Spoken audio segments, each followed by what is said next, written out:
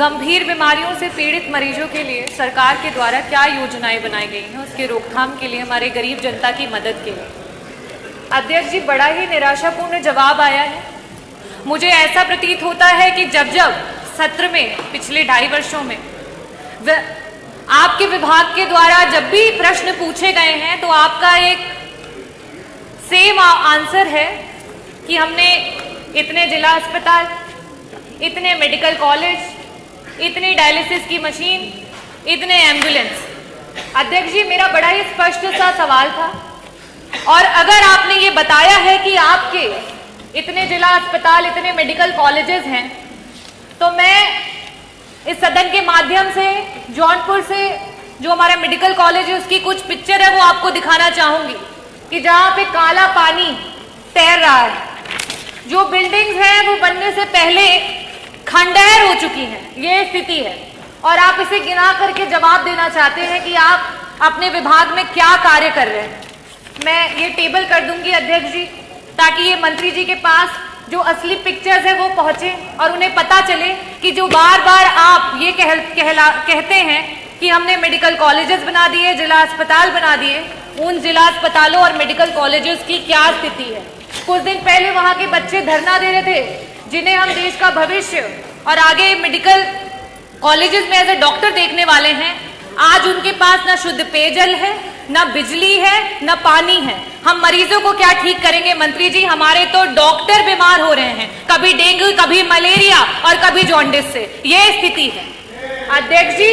It is really shame for the UP health minister and the department of health ministry. और आज central में तीसरे tenure के बाद भी अगर मेडिकल कॉलेजेस की ये स्थिति है, definitely a shame for this सरकार कि आप इस तरीके की स्थिति ला करके रखी है आपने।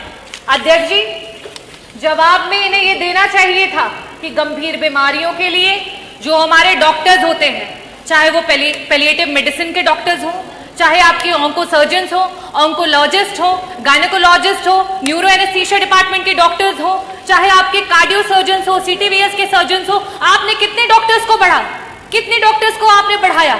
आज पेशेंट्स के अनुपात में आपके पास कितने आईसीयू के बेड्स हैं, कितने वेंटिलेटर्स हैं? अगर ये जवाब आता तो वाकई मुझे लगता कि आपके विभाग को कोई जानकारी है और सही में आप सरकार की और जनता के लोगों के लिए कुछ काम कर रहे हैं। अध्यक्ष जी, मैं वापस से अपने प्रश्नों पे आऊंगी कि मंत्री जी, सिर्फ और सिर्फ आपसे 2 प्रश्न हैं और उसके उत्तर गोल गोल ना घुमा करके सीधी तरीके से बस बता दीजिए कि आज उत्तर प्रदेश कैंसर जैसी बीमारी में देश में टॉप कर रहा है। ये प्रदेश आज इस समय वर्तमान में 2024 में हमारे पास कैंसर के 16 लाख मरीज हैं और हर वर्ष 2 लाख मरीज आपके बढ़ते चले जा रहे हैं। और इन गरीब मरीजों के पास ना तो पैसा है इलाज कराने के लिए और ना अस्पतालों में बेड्स। इन परिस्थितियों में अगर वो मरीज किसी प्राइवेट अस्पताल में जाता है, बड़ा बड़ा एस्टिमेट मिलता है। क्या सरकार कैंसर के सारे उत्तर प्रदेश के मरीजों को उनका जो एस्टिमेट जहां से भी बन करके आता है उसका एक मुश्त में पैसा उपलब्ध कराएगी कि नहीं कराएगी? मेरा दूसरा सवाल है मंत्री जी कि आज जब आपने जवाब नहीं दिया कि आपके पास सुपर स्पेशलिटी के डॉक्टर्स कितने बढ़ गए हैं, पेशेंट्स के अनुपात में वेंटिलेटर और आईसीयूज कितने हैं, तो इन परिस्थितियों में जितने भी आपके प्राइवेट उत्तर प्रदेश के हॉस्पिटल्स रन कर रहे हैं जहां पे वेंटिलेटर्स और आईसीयू की सुविधा उपलब्ध है, उनको पीपीपी मॉडल पे, सरकार तो पीपीपी मॉडल पे बहुत काम कर रही है, जगह जगह पर आप इसके बारे में एडवर्टीजमेंट्स करते रहते हैं। तो आईसीयू और वेंटिलेटर, क्योंकि ये ऐसे मरीज होते हैं, ब्रेन हैमरेज के मरीज होते हैं, इनके पास समय नहीं होता है। मंत्री जी, अगर एक्सीडेंट हो गया, आज बीपी बढ़ गया और ब्रेन हैमरेज हो गया तो तुरंत उसका ऑपरेशन होना है, लेकिन उनके पास पैसा नहीं होता ना वेंटिलेटर में देने के लिए, ना उन वेंटिलेटर्स पे रहने के बाद। तो मैं आपसे ये अनुरोध करना चाहूंगी कि पीपीपी मॉडल पे जितने भी हमारे प्राइवेट हॉस्पिटल्स हैं उनको ऐड करते हुए हमारे मरीजों को मुफ्त में इलाज और समय पर इलाज दिलाने के लिए क्या सरकार काम करेगी? बहुत बहुत धन्यवाद।